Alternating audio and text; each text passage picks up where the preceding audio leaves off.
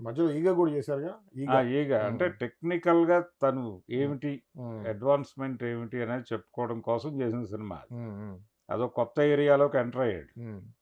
అలాగే రాజమౌళి ఈగతో చేసినటువంటి ప్రయోగం ఏంటంటే కథ ముందే చెప్పేసి ప్రపంచానికి, హ్మ్. ఈ కథని నేను ఎలా తీస్తానో చూడండి. థియేటర్‌కొచ్చి చూడండి అన్నాడు. అవును.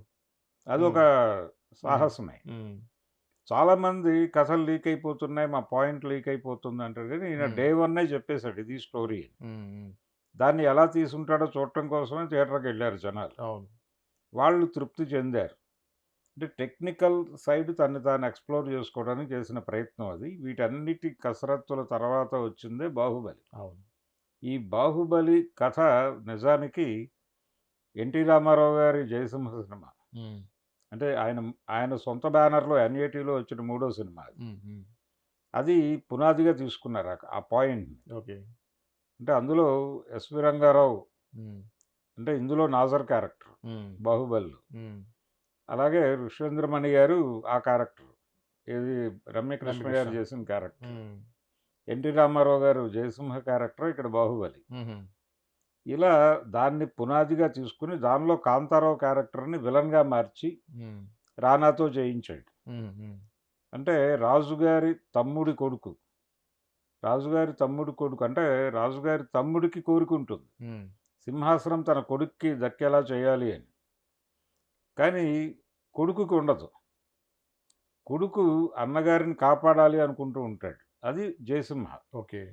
ఇక్కడికొచ్చేసరికి కాంతారావు క్యారెక్టర్‌ని ట్విస్ట్ చేశారు. అతను గూడా నెగెటివ్ క్యారెక్టర్ చేసాడు. నెగెటివ్ ఆ! క్యారెక్టర్ చేశారు. అవును. అదొకటే మార్పు. హ్మ్. మిగిలిందంతా సేమ్ హుహు. As it is. ఓకే. దానిలోకి అనేక హాలీవుడ్ సినిమాల తాలూకా ఇన్‌ఫ్లూయెన్సు హ్మ్. ఇవన్నీ పట్టుకొచ్చేసాడు. ఓకే. పట్టుకొచ్చి ఒక గ్రాండియర్ సినిమా అంటే జానపదంతో వెడితే తప్ప మనం పాన్ ఇండియా మార్కెట్‌ని కొట్టలేమనేది కాన్సెప్ట్. ఓకే. ఆ కాన్సెప్ట్‌లో చేసినటువంటి సినిమా అది. హ్మ్. అలా వర్కౌట్ చేశారు మొత్తానికది. పెద్దగా వినపడలేదండి మీరు చెప్పిన లాజిక్ అది 'జయసింహ' అనేది ఎక్కువ మంది 'బాహుబలిలో' కొన్ని సీన్‌లు హాలీవుడ్‌లోంచి కాపీ కొట్టారని చెప్పి అన్నారు తప్పించి వచ్చినాయి ఆ అనేక బాణం సినిమాల వేసే సీను రిఫరెన్స్. ఆ! బాణం రిఫరెన్స్. ఆ! వేసేది మాత్రమే కాదు. ఇప్పుడు ఆ ఇప్పుడు పిల్లోడిని ఇలా పెట్టే అది గూడా షాటు అవును. ఇవన్నీ అలా ఇవన్నీ రకరకాల చోట్ల నుంచి తీసుకొచ్చారు. కానీ అవును. ఆ బేసిక్ బేసికల్‌గా కథ మాత్రం లైను లైన్ 'జయసింహ'. అక్కడి నుంచి 'జయసింహ' నుంచి పట్టుకొచ్చింది. ఓకే. అంటే 'జయసింహ' సినిమాలో కూడా ఒక హ్మ్. యుద్ధం దగ్గర మొదలవుతుంది సినిమా. హ్మ్. మొదలైన తర్వాత రాజుగారు చనిపోతాడు. ఇక్కడేమో రాణి ప్రసవిస్తుంది హ్మ్. బిడ్డని. హ్మ్. ప్రసవించి చనిపోతుంది. ఆ బిడ్డని ఈవిడ పెంచుతుంది. హ్మ్. రాజుగారి మరదలు పెంచుతుంది. హుహు. రాజుగారి తమ్ముడు ఎస్వి రంగారావు. ఎస్వి రంగారావే సేనాధిపతి. హుహు. ఆయనే గెలిపిస్తాడు యుద్ధాన్ని. హ్మ్. రాజుగారు చనిపోయినప్పటికి. హుహు. గెలిపించి అప్పుడు అతనికి అనిపిస్తుంది. ఇప్పుడు నెక్స్ట్ రాజు అయ్యేది ఈ పిల్లోడు. హ్మ్. పుట్టిన పిల్లవాడు. హ్మ్. ఇతని తరపున తను రాజ్యం చేయాలి. హ్మ్. ఇలా తమ్ముడుగా పుట్టినందువలన నేనసలు సింహాసనానికి అర్హుడిని కాదా? హ్మ్. నాకు అర్హత లేదు ఓకే. హ్మ్. నా కొడుక్కి కూడా అర్హత లేకుండా చేయటం ఏమిటి? హ్మ్. అందుకని ఎట్టి పరిస్థితుల్లోనూ ఈ కుర్రాడిని హ్మ్. అడ్డు తొలగించి తన కొడుకుని రాజుని చేయాలి అనే ప్రోగ్రామ్‌లో ఉంటాడతను. ఓకే. దాదాపు ఇందులో కూడా అదే అదే. పరిస్థితి. అవును.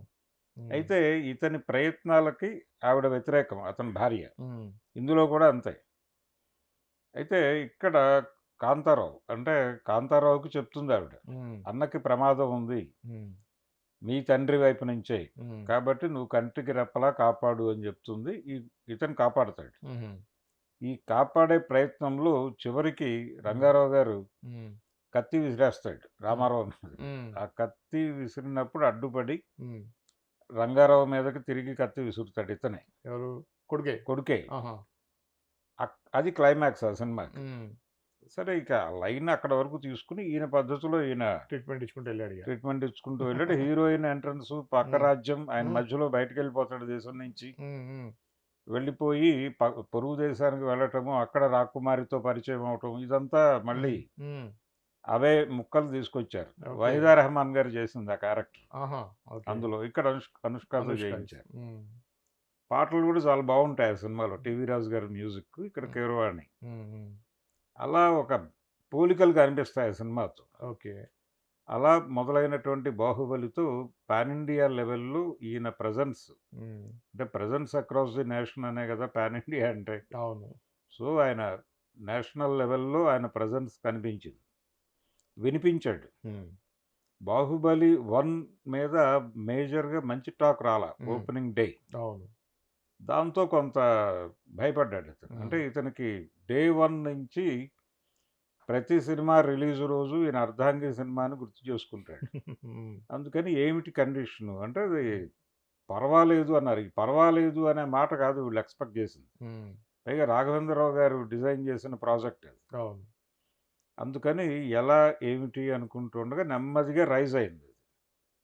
రైజ్ అయింది గానీ దాని మీద కాన్ఫిడెంట్‌గా డబ్బులు రాలేదు వాళ్ళకి. పార్ట్ 2 హ్మ్. మీద హ్మ్. డబ్బులొచ్చినాయి. అవును. అవును. అది 1800,00,00,000 కలెక్ట్ చేసి ఒక సెన్సేషన్ క్రియేట్ చేసింది. అవును.